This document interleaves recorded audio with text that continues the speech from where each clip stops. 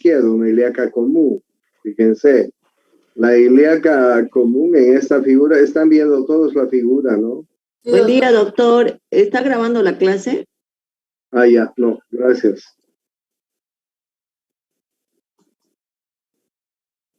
Ya, Recording sí. in progress. Ya.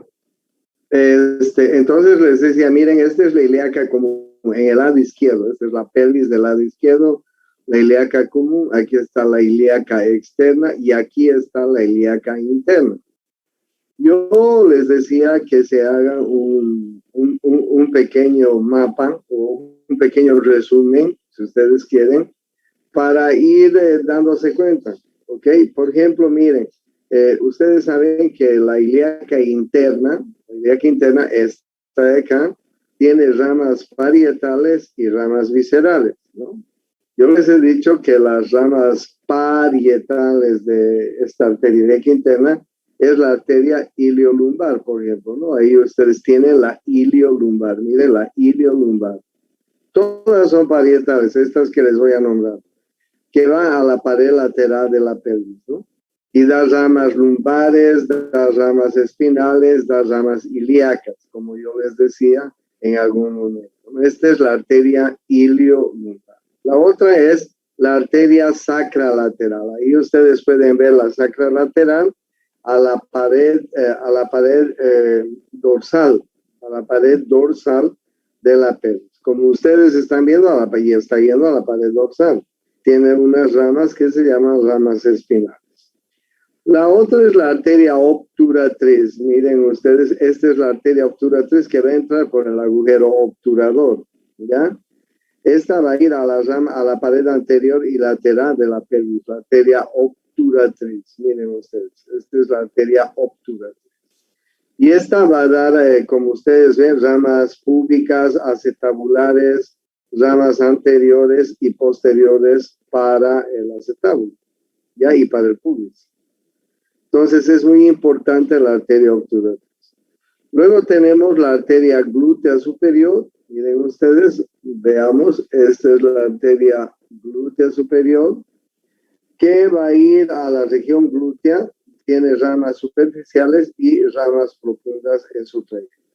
Y luego tenemos la arteria glútea inferior. Ahí está la arteria glútea inferior que va a la región glútea también y va a dar la arteria del nervio ciático. ¿Ok? 1, 2, 3, 4, 5 son las ramas parietales de la arteria ilíaca interna. Si hicieron ustedes el cuadrito, porque si no se hicieron el cuadrito, no van a poder memorizar. Háganse un cuadrito. No estén atenidos a los dibujos del libro o al cuadrito, al recuadro que hay en el libro. Háganse ustedes un propio cuadro. Estas son las ramas parietales del ilíaca interna. ¿Cuáles son las ramas viscerales? Entre las ramas viscerales está la arteria umbilical. Ahí ustedes pueden ver la arteria umbilical. Esta es una de las arterias muy importantes porque la arteria umbilical da la arteria del conducto deferente y vesical superior. En el varón, ¿no? La arteria, estoy hablando de la arteria umbilical. Miren ustedes, si siguen la flecha, la arteria umbilical, que va a dar la arteria del conducto deferente y la arteria vesical superior. ¿Ya? Esa es la primera.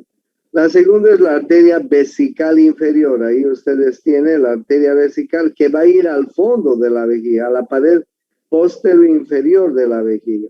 Y esta en el varón da ramas prostáticas. Muy importante. ¿Ya? Después de la arteria vesical inferior tenemos la arteria uterina. La arteria uterina. ¿Ok? ¿La vemos en este dibujo? No, la vemos aquí en el siguiente. La arteria uterina. ¿Ok? Muy importante la arteria. Aquí está. La arteria uterina. Fíjense, la arteria uterina es tremendamente importante porque la arteria uterina corresponde a la arteria del conducto deferente en el hombro. La arteria uterina da ramas helicinas para el propio útero, da ramas vaginales, da ramas ováricas y da ramas tubáricas. ¿Ok? O sea, irriga todo el útero y sus anexos. ¿Ya? En algunas circunstancias hay la arteria vaginal. Miren ustedes, la arteria vaginal. A veces la arteria vaginal es una rama de la arteria uterina. O a veces, como en estas ocasiones, como en esta ocasión, la arteria vaginal es una rama de la ilíaca interna, como ustedes están viendo, ¿ya? Puede ser rama de la ilíaca interna, como puede ser rama de la arteria uterina, ¿ya? Eso. Después la otra es la rectal media y después la rectal media, eso es importante, no la encuentro, aquí está la rectal media, esta es la rectal media. La rectal media da ramas vaginales en la mujer, da ramas prostáticas en el. Y finalmente, una de las más importantes es la pudenda interna. Miren, esta es la pudenda interna que va a ir a irrigar los órganos externos. Los órganos externos del aparato reproductor. La pudenda interna va a dar la rectal inferior, va a dar la arteria perineal, miren ustedes, va a dar ramas escrotales en los varones, labiales en las mujeres, va a dar arteria uretral en varón y mujer, va a dar la arteria del bulbo del vestíbulo en la mujer y va a dar del bulbo del vestíbulo y del bulbo del pene. Va a dar la arteria del clítoris y la dorsal del pene, ¿verdad? Y va a dar las arterias perforantes del pene. O sea, esta arteria, la pudenda interna, es una arteria muy importante, muy importante. Va a irrigar la parte del recto, la rectal inferior, pero además, miren ustedes, aquí está la pudenda interna. Ahí está la pudenda interna. Esta pudenda interna, miren cómo va a irrigar la parte de los órganos externos, tanto en el hombre como en la mujer. ¿Ya? Esta es la arteria vesical inferior. Miren qué importante la arteria vesical inferior. Les decía que la arteria vesical inferior es una arteria que va al fondo de la vejiga, a la cara posterior inferior, ¿no? La arteria vesical inferior. Y también les decía que da ramas prostáticas. Miren ustedes cómo viene a irrigar la próstata, la arteria vesical inferior. ¿Ok? El aporte arterial a la próstata, y eso es pregunta de examen, es gracias a la arteria vesical inferior. Si yo tuviera que hacer el examen, tengan la seguridad que preguntaría cómo está irrigada la próstata. Porque ustedes saben que es muy frecuente la cirugía de la próstata en los viejos. Entonces, para sacar la próstata, el cirujano primero tiene que ligar las arterias que irrigan la próstata. ¿Y cuáles son las arterias que irrigan la próstata? Las arterias ramas de la vesical inferior, como ustedes están viendo acá en la figura, ¿no es cierto? El aporte arterial de la próstata. ¿Ya? El aporte del periné y del útero, en el caso, ya saben, es pudenda interna, ¿no? La pudenda interna da ramas escrotales, da ramas labiales en la mujer, para los labios mayores, labios menores, da las arterias del periné, sí, muy, muy importante, da la arteria rectal inferior, ahí ustedes pueden ver la arteria rectal inferior, arterias uretrales, arterias del bulbo del vestíbulo en la mujer, da la arteria del clítoris en la mujer, ¿sí? Esto, ¿no? La arteria del clítoris y la arteria profunda del clítoris. Miren qué importante es la pudenda interna y también, bueno, esta es la arteria uterina, por cierto. Las ramas helicinas, miren en hélice. Las arterias ováricas y las arterias tubáricas que van a la trompa. Miren ustedes el emparentamiento que hay de los vasos uterinos, arteria y vena uterina, con el uréter. Miren cómo el uréter está cruzando a los vasos uterinos. En mi vida profesional, 35 años de médico tengo. Estoy yendo a La Paz la próxima semana a chupar porque festejamos 35 años. Miren ustedes la arteria, el uréter, cómo cruza a los vasos uterinos. En mi vida profesional he visto 2 veces que los ginecólogos, por sacar el útero, por hacer una histerectomía, porque para hacer una histerectomía tienes que ligar los vasos uterinos. Por hacer una histerectomía han volado el uréter más. Una desgracia, pues imagínense por este emparentamiento que hay, ¿no es cierto? Imagínense, estás ligando y cortando la arteria, la vena y además el uréter. Es una catástrofe que vas a producir en tu paciente, ¿no? Le vas a sacar el útero, pero además le has ligado y le has cortado el uréter. ¿Se dan cuenta de la catástrofe de la cual estoy hablando? He visto 2 veces eso. Entonces, por suerte que las 2 veces los urólogos han podido solucionar el problema, pues, ¿no? Han tenido que unir los 2 cabos del uréter, suturar, en fin, viabilizar, poner una especie de stent ahí, en fin, para viabilizar los uréteros. Pero he visto, ¿ok? Esto es en el hombre, ¿no? La vena interna en el hombre, que va a dar la rectal inferior, la perineal, las arterias escrotales, las arterias del pene, en fin, todas estas, profundas del pene, las arterias perforantes del pene, etc. ¿Ya? Estas son las, ahí ustedes pueden ver, arteria profunda del pene. Las arterias perforantes del pene seguramente están por ahí. Miren ustedes qué importante. ¿Ya? Esto está en... Me voy a ir al... Este es el drenaje linfático en todo el abdomen y la pelvis. Ustedes se dan cuenta, y siempre les he dicho, ¿no? Cuando les hablo de órganos,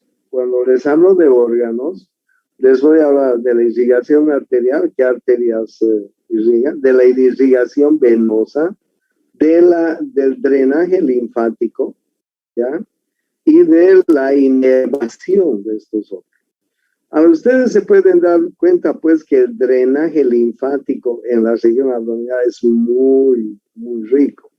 Yo les decía que un otro sistema de vasos, además de las arterias y de las venas, son los vasos linfáticos.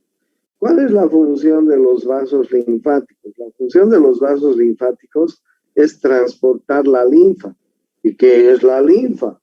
La linfa es un filtrado del plasma sanguíneo, es decir, de la parte líquida de la sangre, es un filtrado de ese plasma que contiene moléculas grandes, moléculas gordas, con un peso molecular mayor a 200,000 unidades.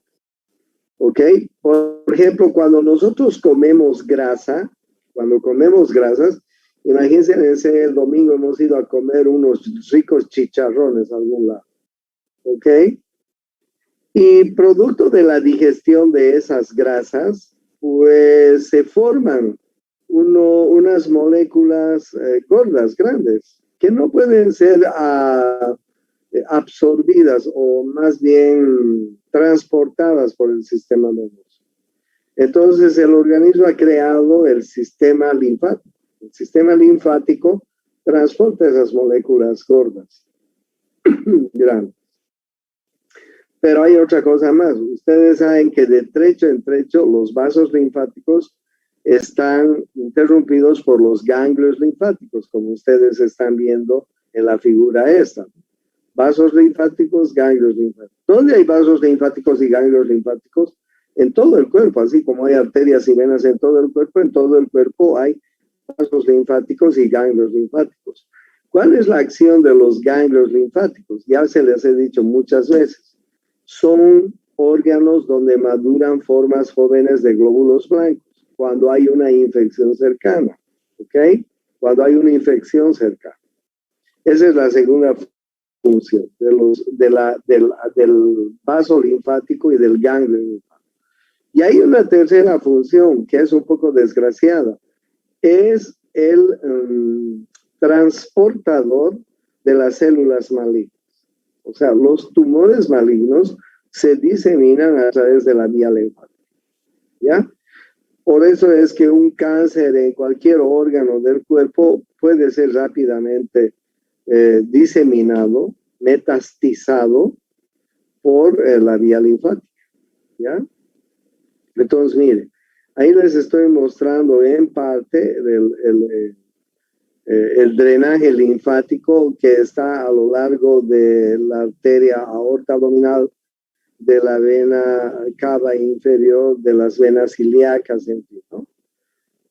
Y ustedes pueden ver en este diagrama, cómo el conducto torácico, que es el principal, hay dos vasos linfáticos importantes. Uno de ellos es el conducto torácico. Y en el conducto torácico drena la mayor parte del organismo. En el conducto torácico drena la mayor parte de vasos linfáticos del organismo, menos los vasos linfáticos de la hemicabeza derecha, del hemicuello derecho, del hemitórax derecho y del miembro superior derecho. ¿Ok? O sea, si yo, digamos, dibujaría, imagínense que voy a dibujar un muñequito, ¿ya? Que representa al cuerpo. Bueno, dibujo un muñequito que representa al cuerpo.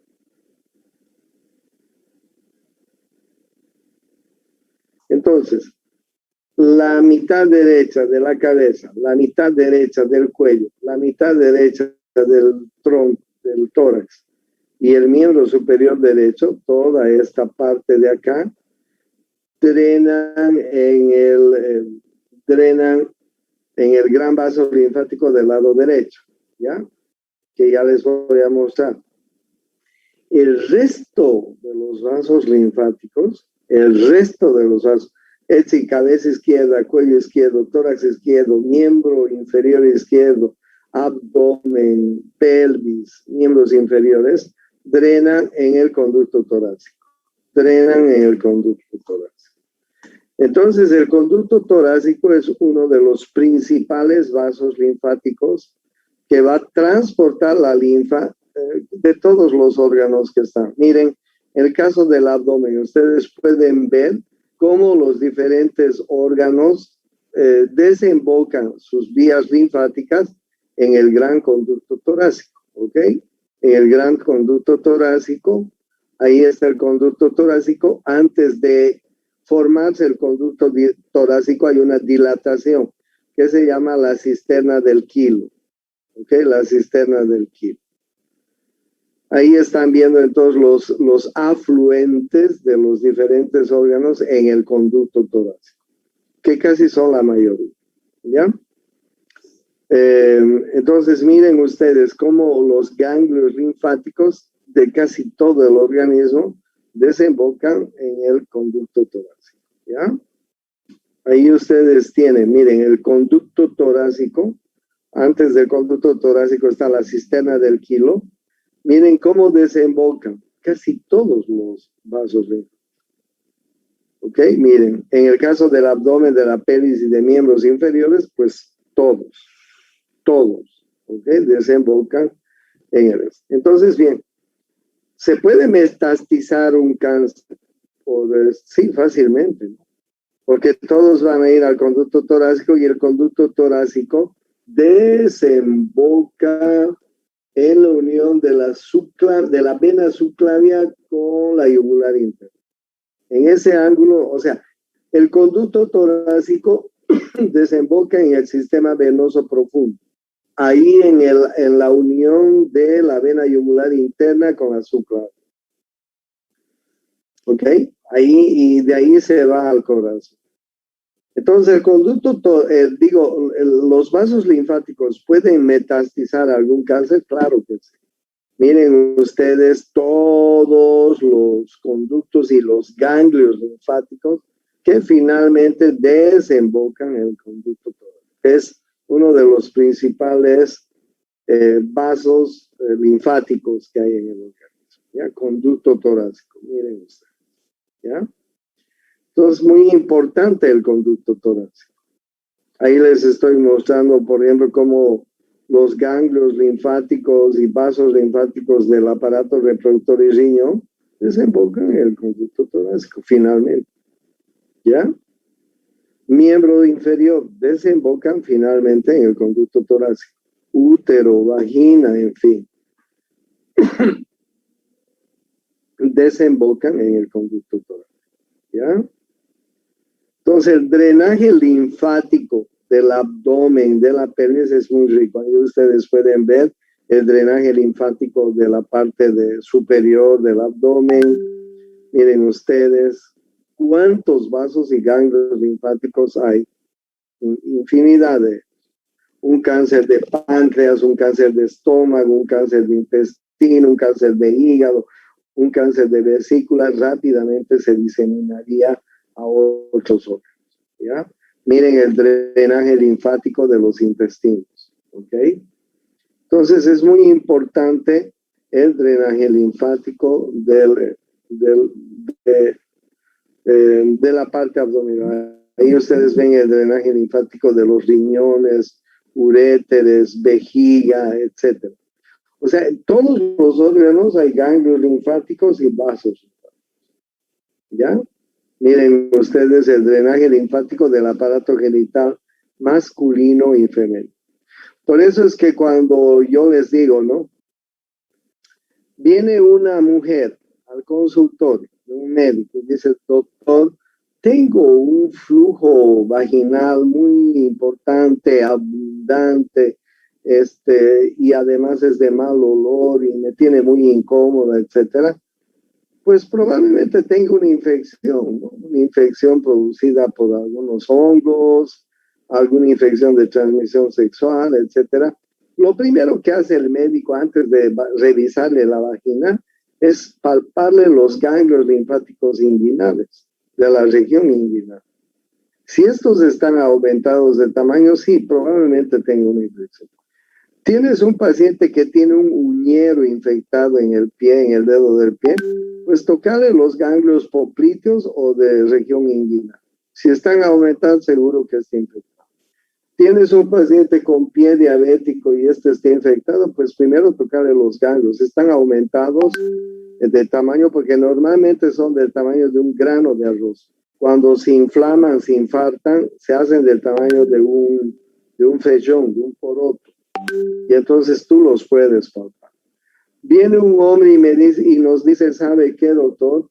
Hace una semana atrás me fui con mis amigos donde unas señoritas del mal vivir y tuve un encuentro sexual casual con una de ellas y ahora de mi compañero está supurando pus y me ha salido una caracha, porque así te dice el hombre. Y me ha salido una caracha en la cabecita de repente. Entonces, primero tocarle los ganglios linfáticos. Si estos están aumentados del tamaño, seguro que es una enfermedad de transmisión sexual. Una gonorrea, una sífilis, un chancro, algo de eso. ¿Entienden?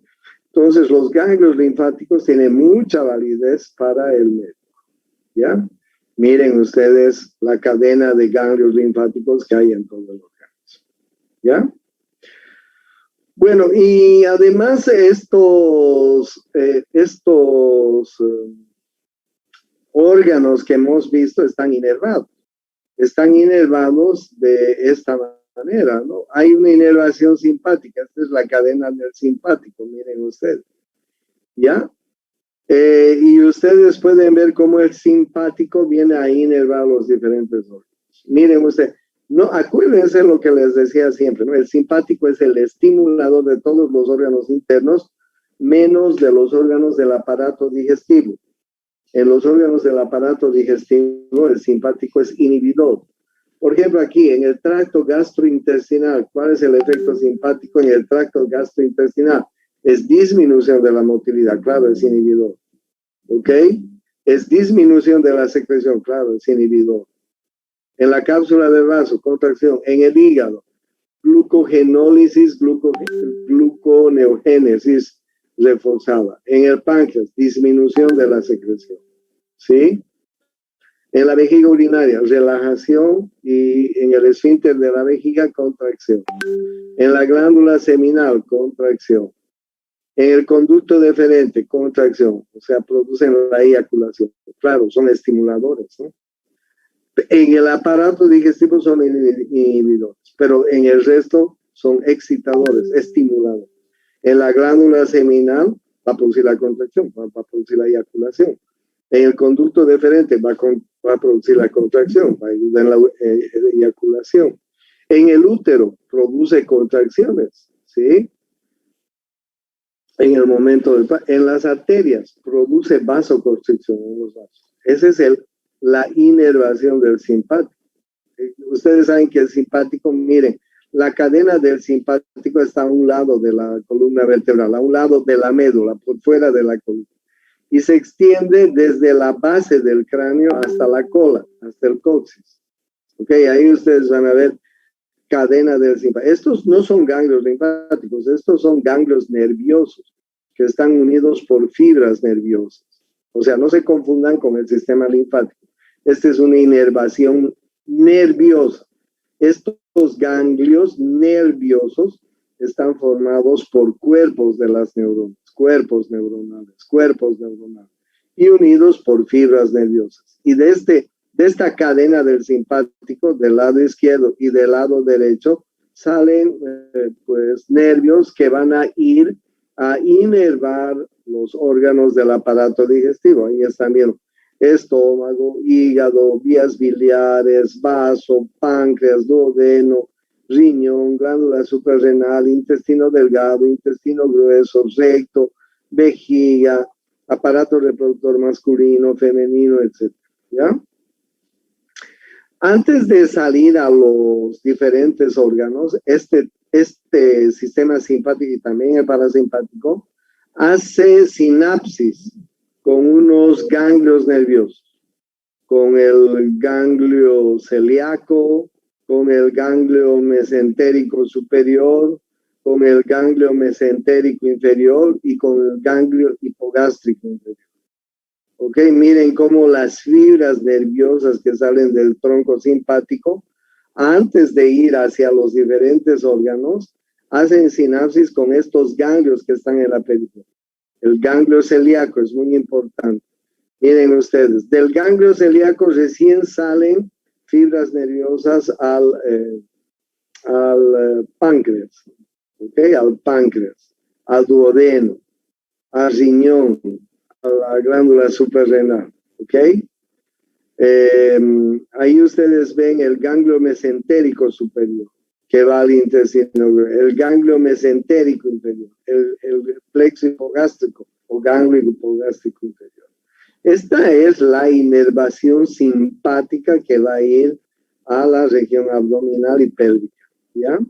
Ahora bien, ¿y la parasimpática? ¿Cómo se transmite la parasimpática? Ya saben ustedes, a través del nervio vago. Miren, el nervio vago también emite ramas a los diferentes órganos del aparato digestivo, pero no es como el simpático que inerva todo. El vago hasta cierto lugar, ¿ya? Porque miren, el colon descendente, el recto, el ano, la vejiga, el útero, las trompas, el ovario, etcétera, están inervados por los nervios esplácnicos pélvicos. Miren los nervios esplácnicos pélvicos, ¿de dónde están saliendo? ¿De dónde están saliendo? De la médula espinal, ¿de dónde? De la región sacra, ¿sí? De ahí nacen, mejor dicho, los nervios esplácnicos pélvicos. O sea, miren, el nervio vago solo inerva, solo es un decir, el nervio vago inerva casi todo, ¿no? Menos el colon transverso, el colon descendente, una parte del colon transverso una parte del colon descendente, el recto, el ano, la vejiga y el aparato reproductor masculino y femenino, que inervan los nervios esplácnicos pélvicos. ¿Okay? Aquí ustedes tienen la función del sistema parasimpático sobre órganos del abdomen. En el tracto gastrointestinal, por ejemplo, aumento de la motilidad. En los esfínteres, por ejemplo, relajación. ¿Okay? En los esfínteres anales, en los esfínteres relaja. ¿Sí? En las glándulas, activación de la secreción. Claro, es un estimulador a nivel del aparato digestivo. Yo les dije que es inhibidor en todos los órganos internos, menos en los órganos del aparato digestivo, donde es estimulado. ¿Ya? Y ahí ustedes tienen las diferentes funciones del simpático y del parasimpático. Ahí tienen estos plexos que hay, ¿no? Este es el ganglio celíaco, por ahí está el mesentérico superior, por ahí está el mesentérico inferior, y un poquito más abajo debe estar este otro que les mostré arriba. El hipogástrico, ¿no? El hipogástrico inferior. ¿Ya? Entonces, estos ganglios son los ganglios que normalmente, miren, ahí está el sistema simpático del lado derecho, el sistema simpático del lado izquierdo.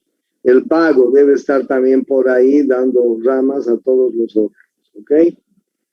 Ahí están estos plexos, miren, plexo celíaco, importante, el plexo mesentérico superior, importante, el plexo suprarrenal, el plexo mesentérico inferior, y finalmente el plexo hipogástrico, ¿ya? Hipogástrico.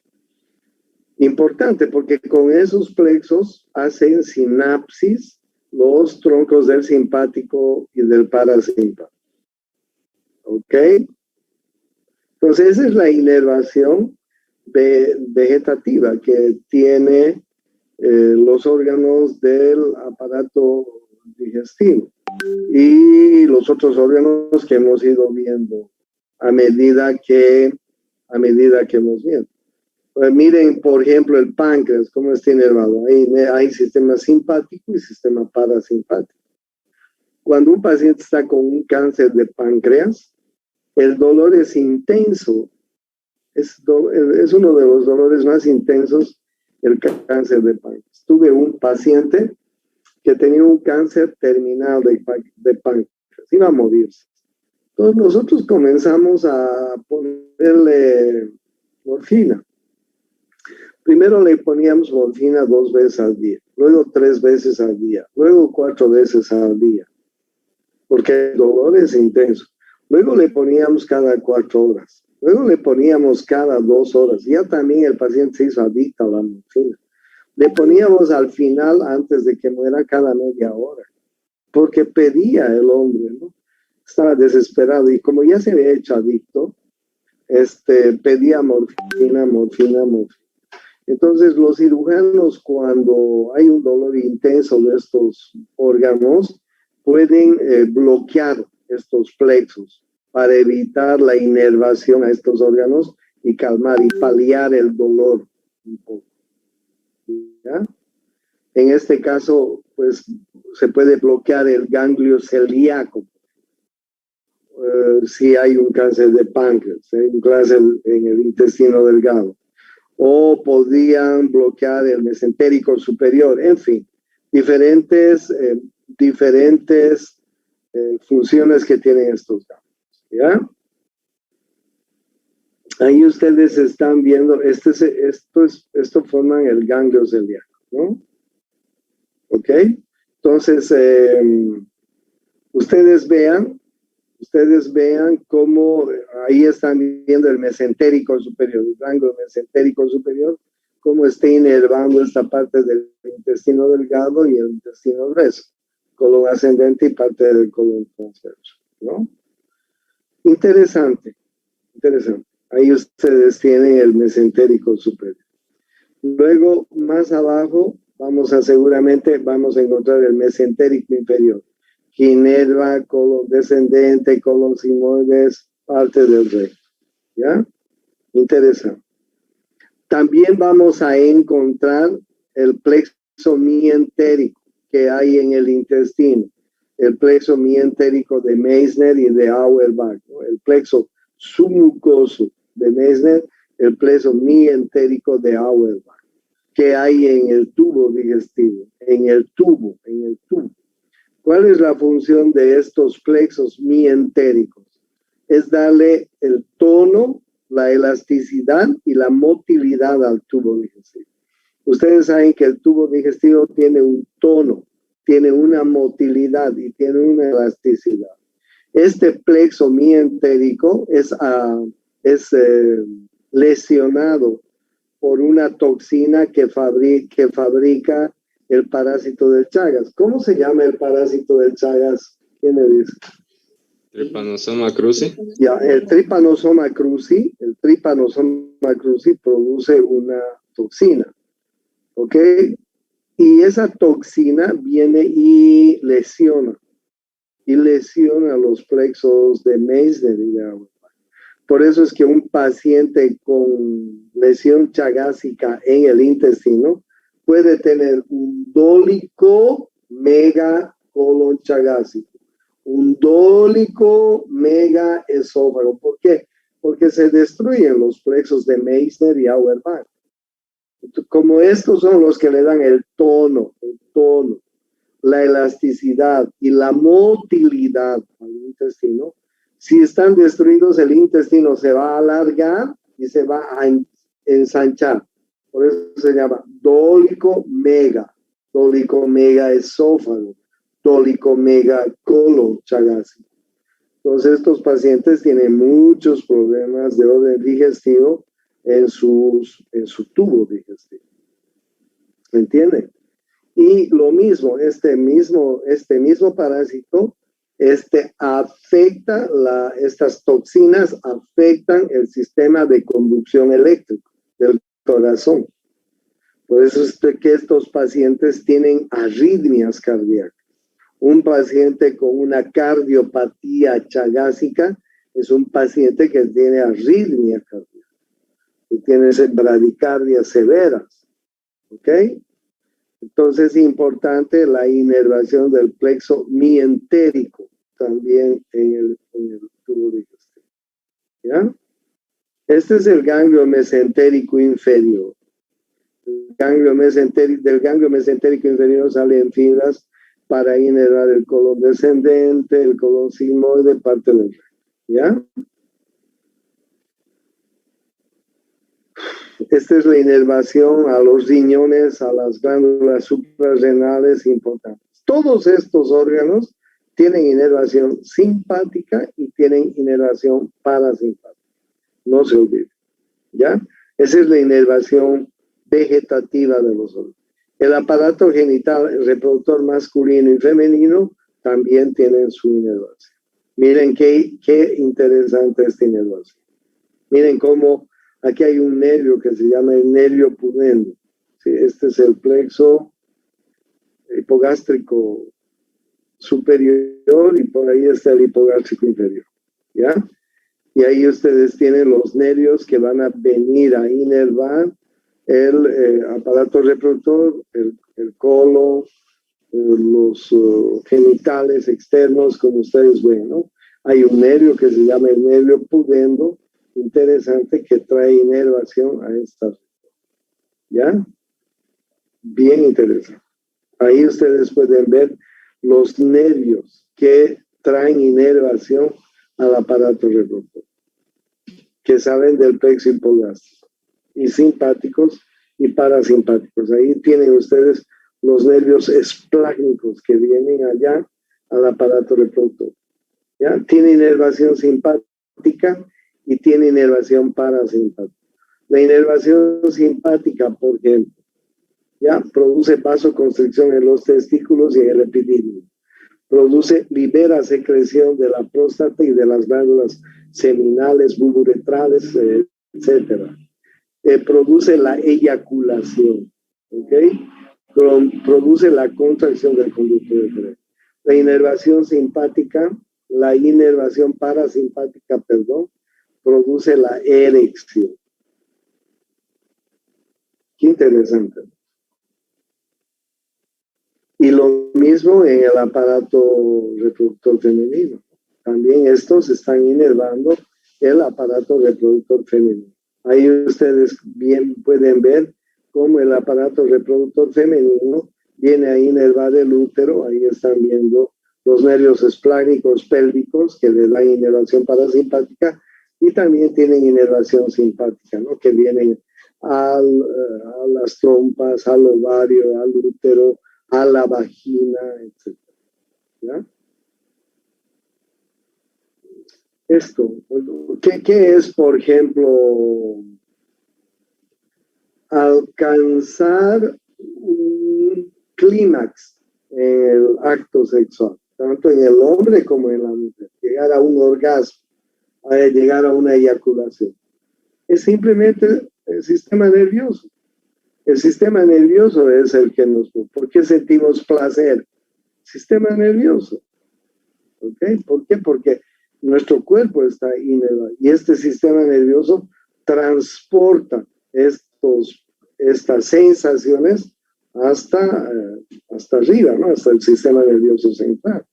Es de esta forma actúan nuestros órganos y nuestra inervación. Bueno, eso les quería completar hoy día para terminar esta parte. La próxima semana empezamos con miembro inferior. ¿Tiene alguna pregunta hasta acá? Doctor, el plexo solar, he leído en algún libro. Sí. ¿A cuál se refiere? El plexo solar, el plexo solar antes se llamaba plexo solar.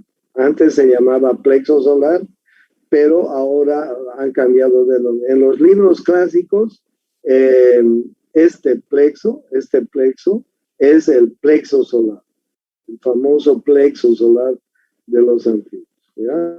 Te voy a mostrar este plexo. El plexo celíaco es el plexo solar. ¿Ya? En los clásicos, el plexo celíaco se llamaba plexo solar. ¿Ya?